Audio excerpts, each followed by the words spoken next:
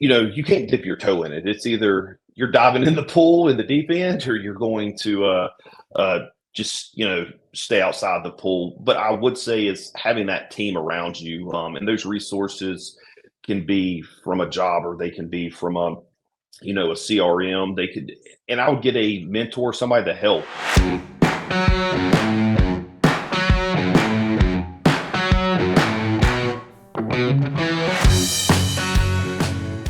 Welcome back to another episode here on the Collision Vision, driven by Auto Body News.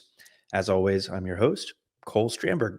And today we continue and in fact finish our series all about the end of the era of the single store generalist body shop. In this episode, we're focusing on the scale option for shops in their path forward, to talk about how shop owners can grow their operations strategically to compete in today's collision repair landscape. To help us navigate this topic, we're joined by Thomas Goforth, who you may remember from all the way back in episode 3 as the owner of the growing Absolute Collision.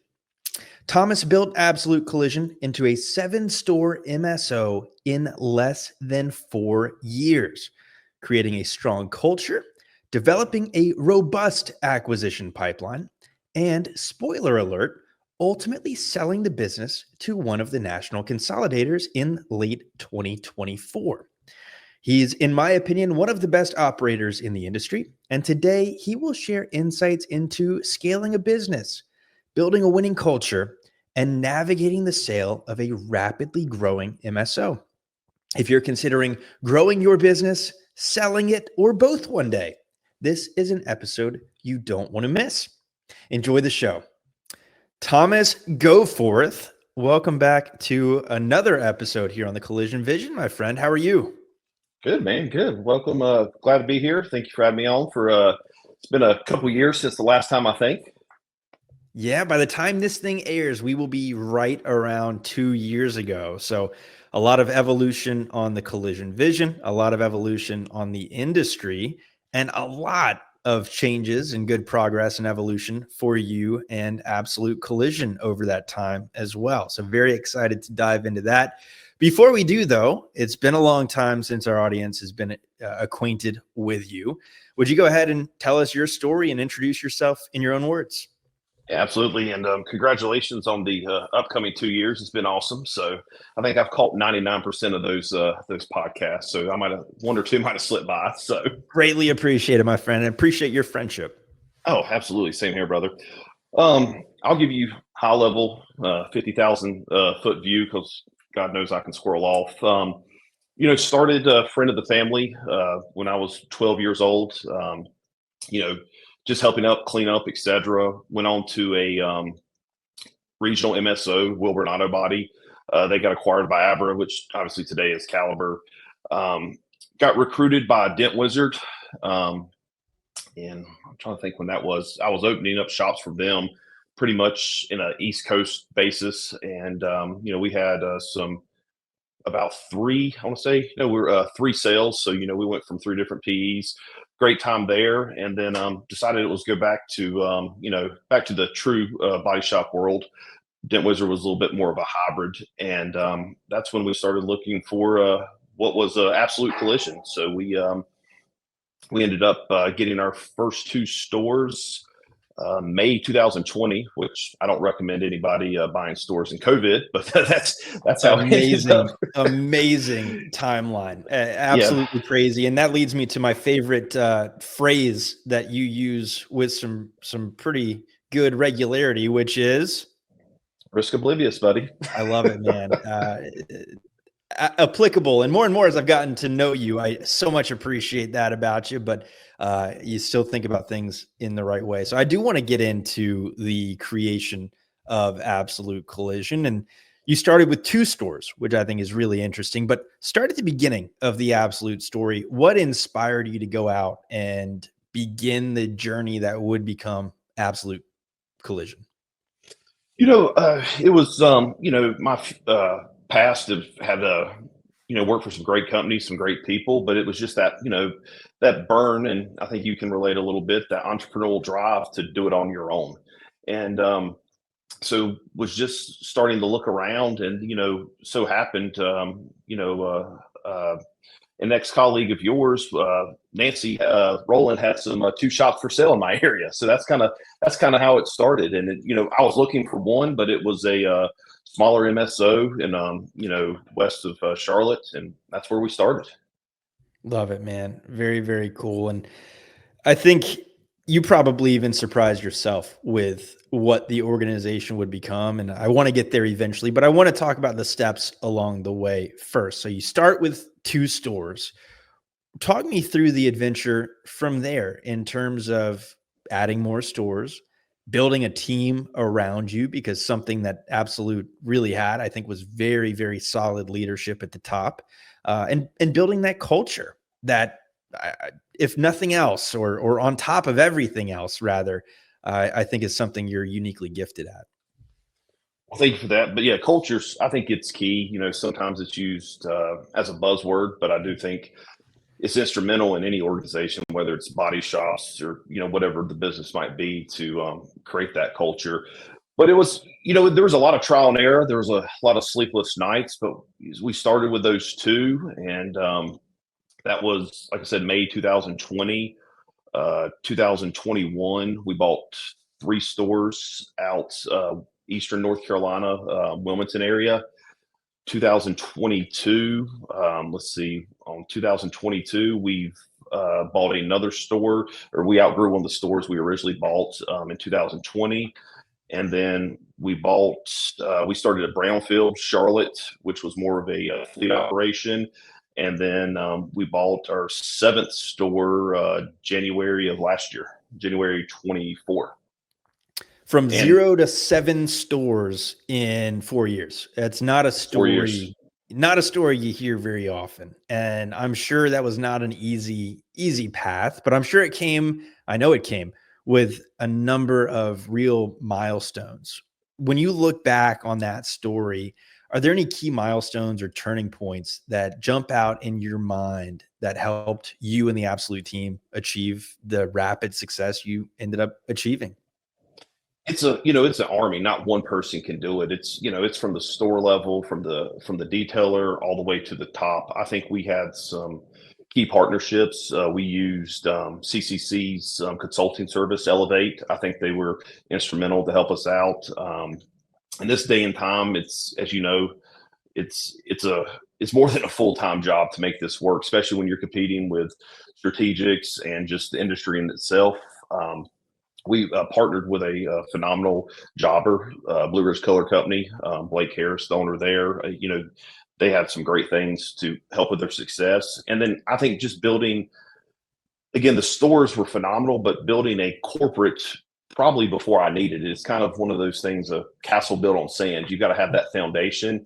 So, we've ended up having centralized parts procurement. We had centralized reviewing the estimates. We had a director of operations, Matt Green, who oversaw all the stores at the GM level. So I think it was just having those corporate pieces that didn't make sense financially at the time. But as we grew, we were more of a proactive approach versus reactive. So obviously there's the growing pains, cash flowing those positions, but in the end, it turned out to be a good thing. We mentioned culture, and it's such an important piece of, I think, who you are as an entrepreneur. I don't want to brush over it too quickly. Talk to me in real terms how you think culture made an impact on the Absolute story, and how others can kind of follow in your footsteps and build that great culture, tactics they can use to emulate what you did. So, we were spread. Office was centrally located in North Carolina, just north of Charlotte. So we had stores, Shelby, Forest City, which is the western part of the state, to Charlotte, to Wilmington, Leland, Hampstead, which, from one direction to the others over 6 hours. I think it's just, doing what you say and following through, but it was just caring. It's showing, because anybody in this industry or in any industry can go get a job, but showing that you actually are more than a number, showing that you care. It could be simple things as, we always had, if it's somebody's birthday, it was a card, cake, and a gift card. Every year we had a annual banquet where we brought all the stores together and their spouses. And that could, 1 year was in Wilmington, then it was in Charlotte. So we just bounced back and forth the state because some of these people have never even met each other when you're 6 hours away. So it's just taking care of the people. Honestly, we're all going to make mistakes. There's the stresses of the job. Day in and day out. And that's, whether it's dealing with customers, whether it's just dealing, again, the stressors of the job, I think it's just letting them know they're cared for. And, just, it's more than words. It's just actions showing them that you really do care. Absolutely. And I've had the good fortune of meeting a lot of your team, and they can tell you care. I mean, it was an authentic way of building a culture, and it was very, very cool to see in an industry that's traditionally been very challenging to build that culture. Before we move on to kind of the growth piece of our conversation and the scale piece of our conversation, about your leadership team and its composition, and how you ended up deciding when the right time was, and how you ended up identifying the talent. Obviously, you mentioned Matt. You had Diavon as CFO, just a really, really good team that was well equipped to handle the growth you had, and then some. Yeah. So my theory on it always was I didn't want to hire reactionary and just hire that person because the seat needed to be filled at the time. That could, lead to a bad hire, could lead to rush decisions, whatever the case might be. So I thought it was, instrumental to always hire them, in my mind, 6, 12 months before you needed them to build that foundation and to ease them into that role. But like you said, we had a phenomenal CFO, Diavon, Matt over operations, George in centralized review. He was worked for several of the consolidators. Kevin did centralized parts. Never in his life, he had the aptitude, but never in his life had he done centralized parts, which, that was instrumental. We had Justin, Brandon, Brian, just a bunch of key people that had been in the industry, whether it was from consolidation, whether it was from crossing paths and, previous lives. It clicked. It was great all together. So, I said it before, it takes an army to do this. It's hard enough to run one store, much less when you're running seven. And like, I was ambitious and knew we were going to grow. Did I think it'd be 7 in 4 years? No. Would I say everybody, oh yeah, we'll have 7 in 4 years? But deep down, I was like, no, there's no way we're getting this many this quick. So, and paint a picture with 7 stores. Roughly, how many employees is that across the organization? So obviously, we had Absolute at its core, and then we had a company, IDS, Innovative Diagnostic Solutions, who did all our ADOS, mechanical work, and all that. But we were total 135 employees. Man, big time. And I notice you keep referring to the organization in past tense, and we'll get to that, everybody. And it's a very happy ending in advance, not to spoil the ending, but awesome stuff ahead, and just all the more reason to take in what we're hearing here, and doing your best to emulate. If scale is the ultimate path for your organization. Thomas, obviously you can't scale from 0 to 7 stores without having, barring some crazy other abilities and access to greenfields and brownfields, an acquisition pipeline. And I think that's something that you did really well with. What made your approach unique in M&A compared to other MSOs you might have been competing with out there in the marketplace? So I probably, there's probably people listening to this that took my call and they didn't want to. I just did a lot of cold calling. It was, our map is what you see behind us was kind of the Southeast, if you will, Virginia, North Carolina, South Carolina, Georgia, Tennessee. And so there's just a lot of cold calls, and just, whether it's from, different industry trade shows, et cetera, meeting in person, calling, shooting some emails. But I think if there was a relatable that got me in the door 9 times out of 10 is, a shop owner and knowing the stresses that what's going on day to day. And that doesn't take away from any other MSO or anything like that. It's just, but working and breathing it day to day, and, trying to grow it. And, we had commonalities and things that we could talk about, discuss of what was going on in the moment versus from just a strictly whether it's an M&A side or, a lot larger scale. I think it's just, I was one of them. I was just blessed enough to, or crazy enough, depends how you look at it, to have 7 of them. So rapport certainly goes a long way. And I think that's something that you had a ton of, and you could talk the talk. You lived their life, albeit maybe scaling a little bit crazier, but that goes a long way. At the end of the day, sales, M&A, anything, it's a people business. And that's something that I've always found you being very good at. You can make friends pretty easily, and that goes a long way in this world and well beyond. From an identification standpoint, how did you kind of dial in on what your acquisition targets would be? What were the criteria, and kind of walk me through that checklist with what others should be looking at when they consider growing via acquisition?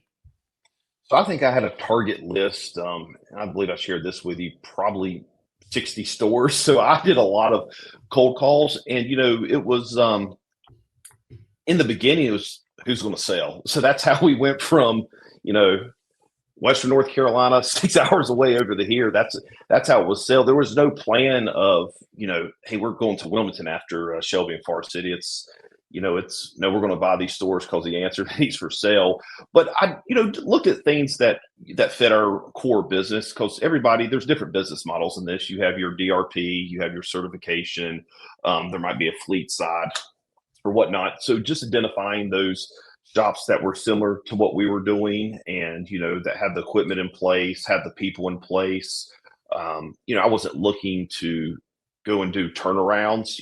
We did capital improvements, rebranded, etc., but it wasn't looking to do that. And then something that I saw some growth potential in, that whether the owner was tired or it was just they were absentee owner or whatnot, I didn't want to buy anything at its peak, because there's only so much you can make something better. Like there's going to plateau, there's going to be a ceiling at some point. So I was looking for the ones that had a little bit that we could put our critical mass together, scalability, and take advantage of that.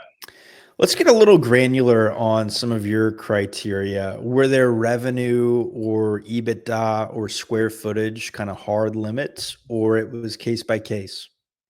It was case by case, market by market. We've obviously looked at some smaller stores, looked at stores that were doing close to $1 million a month. But it was honestly, I would say the bread and butter of what we found was in that 250,000 a month, if you will. So put that at 3 million gross annual revenue. Is kind of where we were looking for, because we knew relationships we had that we could bolt on instantly, and kind of again, that critical mass helps us get to that next level. So when you think back to 2020, remove the pandemic from the equation, and you picture yourself in that position, for others who might be in that position right now with 0 stores, 1 store, 2 stores, who say, man, this Thomas guy sounds like he crushed it. I want to do that too. What advice would you give that entrepreneur who's looking to scale the way you scaled? You can't dip your toe in it. It's either you're diving in the pool in the deep end, or you're going to just stay outside the pool. But I would say is having that team around you, and those resources can be from a job, or they can be from a CRM. They could, and I would get a mentor, somebody to help. I think that's one of the things that our industry, and maybe this is me being naive, is I think everybody thinks there's a secret sauce, or scared to share information. We're doing the same thing at the end of the day, fixing cars correctly, taking care of the customer. And I think it's good to talk through the challenges and have that person that's been there. So instead of hitting potholes, you'll minimize that and hit some speed bumps. And I think that's one of the things that I would say is just get with somebody that's been there, instead of trying to recreate the wheel. Just talk to somebody that's already got the wheel and can help you through it, because there's plenty of people out there that will. It's something I think our industry is getting better at, but we still have a ways to go. I think podcasts like this are evidence of it. These 20 groups and then some. I think we're getting it, that at the end of the day, number one priority is that we're doing the work the right way. And to do that, we all got to work together. So I'm with you. The mentorship piece, I think, is extremely underrated and of tremendous value for folks. Get somebody who's done it before. You don't need to reinvent the wheel, but figure out how it's been done and maybe do it better, but at least do it the same. What were some challenges you encountered, Thomas, during your rapid growth, whether it be acquisitions? Certainly, I know there was some brownfield, greenfield component to your business as well. But what were some challenges that you came across that you might not have expected? In any industry, especially blue collar, plumbing, welding, auto body, there's going to be staffing challenges, but I think that's always been that way, always will be that way. So I don't, I've never used that as an excuse why we couldn't grow. A lot of it was, I will say, is just getting from, a lot of our pain was a brownfield in Charlotte permitting took forever. And Leland, we had a shop out there, a greenfield that we built 30,000 square feet. It was, and this, Cole, was from the day we broke ground till we moved in, it was a little over 2 years. So the acquisitions we were blessed to do well with. We had great employees. Attrition was low. I would say the biggest thing is honestly getting the buildings up and going and getting the when we're trying to grow or we've outgrown a site, try to get to a new site or build a new one. Permitting, construction, that was out of everything, that was my biggest headache, to be honest with you. I know that part of the world, and that can be absolutely brutal. And then oftentimes there's nothing you can do about it. It's up to the city or the municipality, and it's very, very frustrating. Two things you touched on here that I want to dive a little bit deeper into. The first one is the talent piece. I always felt, at least from the outside looking in, that not only did you have a really good team, it seemed like you always had people sort of wanting to break into that team and work for the absolute organization. What do you think the key to that type of culture and internal brand that allows that to happen? So a couple things. I think the culture did help. We've the benefits we had. We have to be competitive with the larger groups out there, but then also we had I truly still believe this. We had a different pay plan. We weren't on flat rates with all the safety and the complexity of even writing an estimate, getting the OEM procedures, the ADOS, the calibrations, just everything that goes into fixing a car now. It's not like when I started and, people were putting on used quarters and things like that. It's, I think the culture and then the pay, like I said, we were either hourly or salary and, did team bonuses. Like everything was a team instead of it was a team. So I think that helped where people felt a part and because everybody likes to be a part of a team. And I think that was key, honestly. I love it. And the annual banquets you put on were legendary too. I almost made it. But as you like to give me a hard time about, I did, man. I was dying. I wanted to be there so badly, but you're lucky I was not. It would not have been a fun time. The other point before we move on to a couple other topics here that you touched on were avoiding some pitfalls in acquisitions. And so taking your experience out of your acquisitions that you made, because it sounds like those largely worked out very well. When you're considering acquisitions and when others are considering acquisitions, are there any major red flags or potential pitfalls that you'd suggest they look out for? Yeah, if they don't have, and I was blessed to have a little bit of background.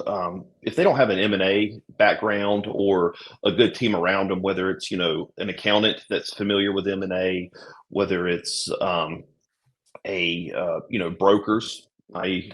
your handsome self right there with a focus attorney that's familiar with M&A, is finding those resources that can help you and making sure it doesn't matter if it's going to be an SBA loan, if it's going to be some seller financing, seller note, whatever the case might be, is just make sure at the bare minimum, when that owner walks away that you're acquiring from, that is still going to cash flow, because that, this is a cash intensive business, and you just want to make sure, and I don't want to go into bore everybody and all your listeners into EBITDA and valuations and how you can look at that. That's another time, another podcast, but just to make sure that you've got some experts, if it's not yourself, that can walk you through that, to make sure that you're going to have the cash flow to support that business and that growth, because growth can be messy and it can be sloppy and it's not always going to work out like you think it is. A lot of truth there, and I appreciate the kind words. But to your point, a deal team is the quickest way to make or break a deal. Specifically, an attorney comes to mind. Bad non M&A attorneys trying to work M&A deals are one of the quickest possible things to kill a deal. So something to be on the lookout for sure. So I want to move kind of into more of an operational discussion as it relates to scale. Obviously, scale of the kind that you did requires a lot more than just making acquisitions and throwing it into the fold. That mixing it into the fold is very challenging. What operational strategies allowed you to manage the rapid growth that you guys had? Is there a secret sauce? I don't think it's a secret sauce. I think it's just, at least I don't think it is. It's so you've obviously got the corporate staff that's helping in the field to help operations. Like I mentioned earlier, you've got the store level, which they're the ones that are really making it happen, both the admin and the techs in the back. But I don't think as you grow, people understand the importance of having a good back office. At our peak, I had a CFO, I had a controller, and I had three bookkeepers, AR, AP. On the HR side, I had payroll, HR manager, and then recruiter, HR generalist. So you take your day to day that you're running a store, and you're at one store, then you go to two stores and three stores, maybe you throw a regional manager in. You're gonna, because how transaction heavy collision world is, there could be 20 different vendors for fixing a car that you're getting parts from, clips from, sublet, etc. Is having that back office support with accounting and HR is, I think it's instrumental to, when you grow to a certain size. I think it's, that's just something people need to think about when you start getting larger. Well said. And we talk about that integration piece. We talk about acquisitions and integration. We've spent a lot of time talking about acquisitions. What was the process of integrating a new acquisition for you guys and ensuring that there's no harm to the reputation, the culture, or the quality of repairs that the Absolute team was known for? So obviously we would go on site, Matt, myself, George, Kevin, the team. Once we'd go on site, and CCC, the consulting side, like I mentioned before, Elevate, they would help with the WIP, the work in progress, moving all the files over and everything. Because if anybody knows me and you know me, I don't have the patience or the attention span to sit there and move work files over. But the biggest thing is to instill that culture, or if you've got your KPIs, your SOPs, is, we would live there. And when I say live there, like when we closed on the three Wilmington stores, we had a house we rented for 3 months. We were there day in, day out, and again, rotated people in and out, and still rotated people. It went from 3 months every day to every other week to, once every 2-3 weeks, but you still have to show up and just make sure everybody's doing, whether it's the absolute way or whatever your MSO is it's getting done. You've got the integration and implementation is a constant thing. It's not, hey, we're the new owners, we bought it, let's move on. No, you're gonna have to pay attention to it because they were used to a different owner that was doing, XYZ in their way. And not saying that was right or wrong, but to keep it consistent and with scalability, you can't have 7 different stores doing 7 different processes. Without getting into specific data on the Absolute side, talk to me about employee retention on new acquisitions. I think that's a fear for a lot of people when considering growing this way is, man, if technician A leaves, there's not much here. How did you guys do on retention, and how would you recommend others view keeping the talent they're acquiring? I can probably, from the 7, we'll call it 6, because Charlotte's a brownfield, count on one hand of who we probably lost. And again, maybe that was just lightning in a bottle and lucky on that side. But the key is, obviously it's up to the seller. You don't want to disrupt that. But once you've got a firm deal and you're just waiting on a closing date, I was always an advocate, and it worked out well for us to rip the Band-Aid off. So we would go in, whatever the seller would let us, whatever he would agree to, but we would go in 2-3 weeks before closing, after hours, introduce ourselves, and just have, kind of a campfire setting of talking through. We're Absolute. We've got this many locations, and we're going to be acquiring you on this date. I know this is unnerving. People don't like change, and we just sit there and for an hour, 2 hours, 3 hours, whatever it took, and just let people ask questions. And then we give them our number, and then about a week before close, our HR director Tammy would come in, make sure the benefits were transferred over, get all that information and everything like that. So just a lot of that stuff. Am I getting paid the same? Do I have benefits? When's my paycheck coming? Is it weekly, bi-weekly, however the case might be? Just those fears of the unknown, I think, helped out jumping ahead. Whereas I think if you just walk in, hey, we just bought you, it's a shock either way. But I think it's a huge shock when it's like, oh, this owner's gone today, and now, how I always viewed it, if somebody's going to leave, they're going to leave regardless. Whatever happens, I'd rather them leave, not to close on the deal, but I'd rather them leave and know what we have to replace going into closing versus get there and say, oh, we need a painter and, an estimator now. No, for sure. And I think most people, or a lot of people listening now, has probably been through that where their employer sold. You certainly Correct. lived that multiple times. And I think the ability to empathize with your newfound employees is extremely powerful and goes a long way.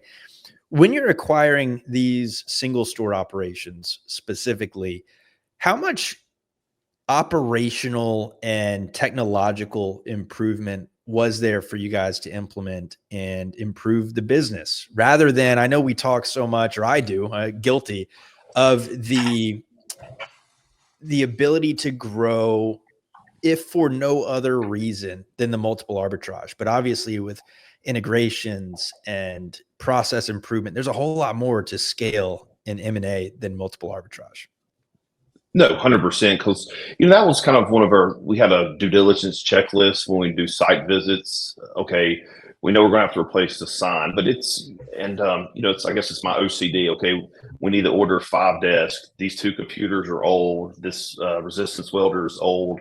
Booth needs a new makeup unit. They don't have the eye wash station. So we would just make kind of a list of what we need to do to go in to upfit. And then a lot of times it was a 30-yard dumpster and me throwing away a lot of stuff, because there's no offense to any of the old school body shop owners. There's a tendency to hoard some stuff. So there's a lot of spring cleaning that we did as well. So.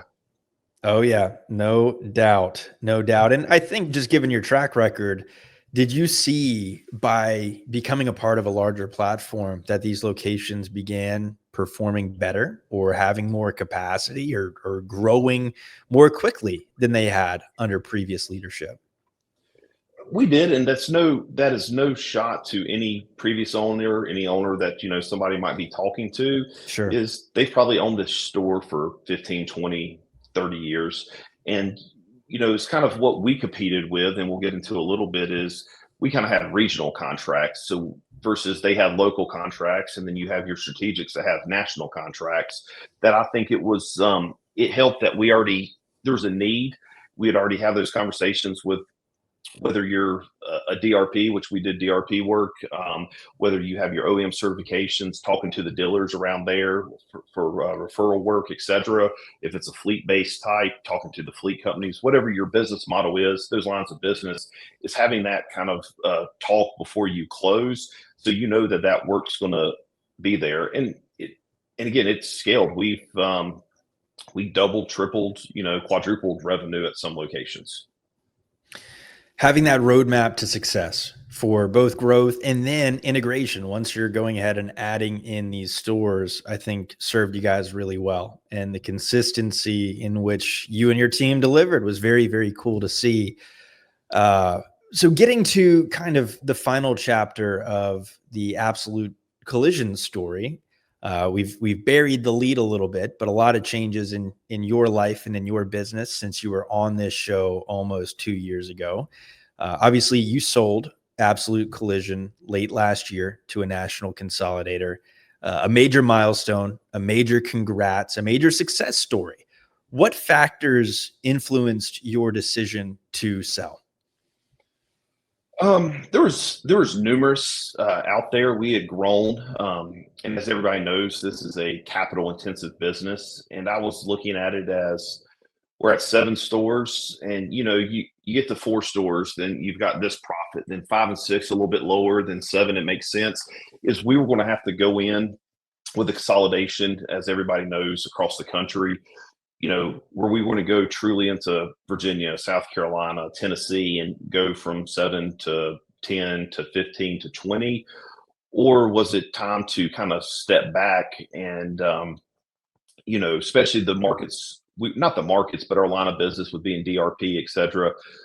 Was it time to step back and instead of competing against national contracts, and I just had regional contracts to, let somebody take it over. And ultimately, that's the decision we did. We, like you said, September, we sold to Classic Collision.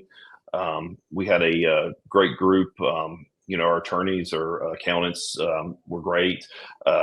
Obviously, you were great, Focus, and you helped with that deal. So it's kudos and appreciate the help still to this day with that deal.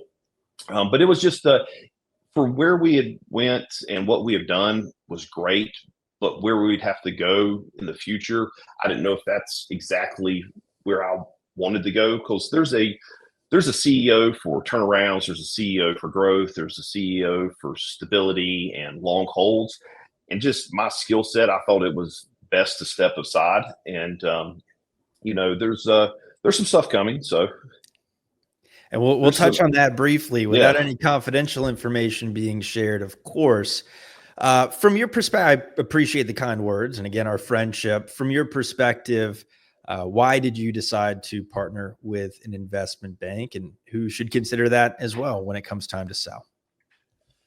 I don't think you can go and say it's one store doesn't need an investment bank and an MSO does. I think it's really on a seller or a buyer. It's what your needs and what you're comfortable with. I was very comfortable with our team internally and externally with what we had, far as doing M&A myself for acquiring stores. But to go to market to, sell 7 stores, that's something I think you need an expert that lives it, breathes it, knows the multiples, knows the players. And I think it's instrumental. If I would have done it myself, it would still been for sale. So it's just, you've got to have those, like in anything. You got a structural technician for a reason, because they know what they're doing. You've got a painter for a reason, they know what they're doing. Well, there's investment bankers that are focused in the market, and that's the other key. Is there's investment bankers everywhere, but I think them knowing your market is key. And to you're 100%, and maybe not 199.9% automotive and collision. So I think you have to have that subject matter expert when you're doing it. And that was my choice, at least. So, or reason behind it.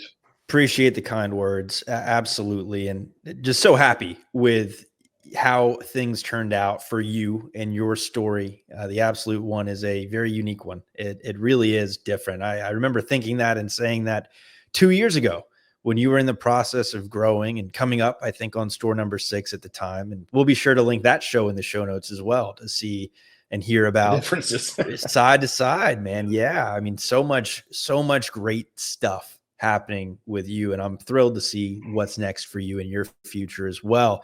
For others who are approaching the decision to stay, to grow, to sell, what advice would you give to those stores, and what are the pros and cons of each from your perspective? So I'll kind of break that down in 3 different answers. So deciding to stay, I think if you're a single store, that you need to be in some kind of niche, whether it's whatever that might be, OEM certifications. There's the fleet world, there's specialty, some kind of specialty to stay there.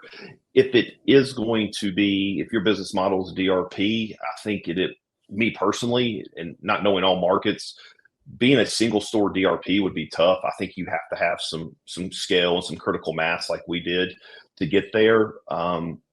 If you are looking to exit, I think consulting an investment banker, and this isn't a plug for you guys, but any investment banker that's familiar with the business, to just see what, whether it's now or 5 years from now, is what point of sale are you using?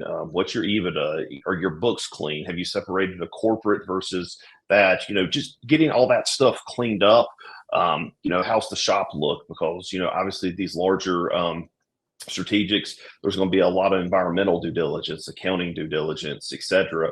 I think a great firm can walk you through that, so you're better able to sell and get a better multiplier when you do sell, because these people, have probably worked most of their life and this is their retirement. So why not maximize that and have a plan to do it versus just throw your hands up one day and say, hey, I want to sell. I think you're not going to have that foundation. It's funny, in most conversations I have with people considering selling their business, a line that is used is, you're only going to do this once, do it right, maybe twice if you're lucky. Right. I think I'm talking to somebody right here who is going to, regardless of industry, build, scale, and sell something numerous times. So was very happy to be able to play a small role in major success number one.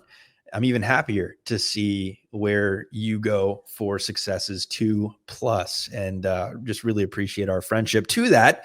With what you can tell us, what is next for you after Absolute? I know you're spending and able to spend a lot of time with your incredible family, but you're not one to sit still for too long either. No, it's one thing you don't realize is the wind down process of just closing out accounting credits. Just the wind down process takes a little bit longer. I mean, here we are in January, and I think we finally, by the end of this month, we'll have everything wound down from a close in early September. So that's been a process, but no, definitely love the industry. Definitely looking at some different things. It's going to be to your point, I can't say a whole lot, but it's going to be a specialty niche portion of the industry, and more to come on that is what I'll leave it at that. Man, you're speaking my language. I really appreciate you, Thomas, and our friendship, and very appreciative for you to take some time and spend it with us here today for your second trip here on the Collision Vision. Looking forward to number 3. Let's not make it 2 years from now either. Yeah, we'll do it quicker than 2 years this time, I promise you. And like you said, appreciate the friendship. Thank you for having me on, and look forward to get on here again. So I appreciate it, buddy. Absolutely. Thanks, Thomas. See you, brother.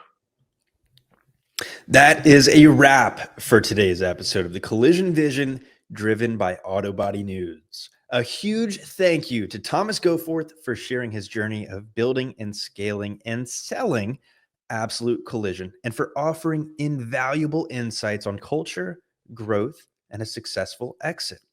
If you enjoyed today's conversation, please be sure to hit that follow button wherever you enjoy your podcasts, and on YouTube, where the Collision Vision lives in video form.